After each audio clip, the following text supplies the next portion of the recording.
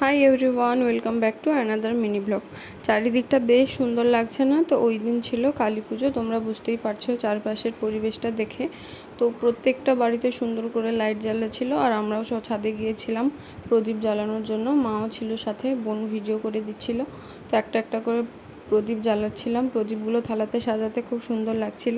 তো তোমাদের সবাইকে বলে দিই, শুভ দীপাবলির প্রীতি ও শুভেচ্ছা। দীপাবলি চলে গেছে, আমি ভিডিওটা পরে পোস্ট করছি, কিন্তু তাও তোমাদের সবাইকে শুভেচ্ছা জানালাম, আর বড়দের আমার শ্রদ্ধা।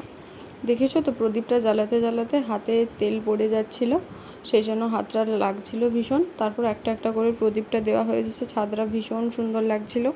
তারপর ছাদ থেকে আমরা দেখতে পাচ্ছিলাম যে আমাদের আশেপাশের বাড়ির ছোট ছোট ছেলে মেয়েরা তারা সবাই বাজি ফাটানো শুরুই করে দিয়েছিল। তারপর আমরাও নিচে গিয়ে ফাটানো শুরু করেছিলাম।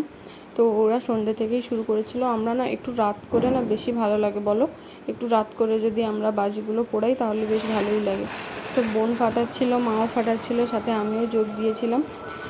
তো আজ কিছু বলবো না, আজ ভিডিওটা এতটা পর্যন্তই। তোমরাও পুজো খুব ভালো করে নিশ্চয়ই কাটিয়েছো। টাটা, বাই বাই, দেখা হচ্ছে নেক্সট ভিডিওতে।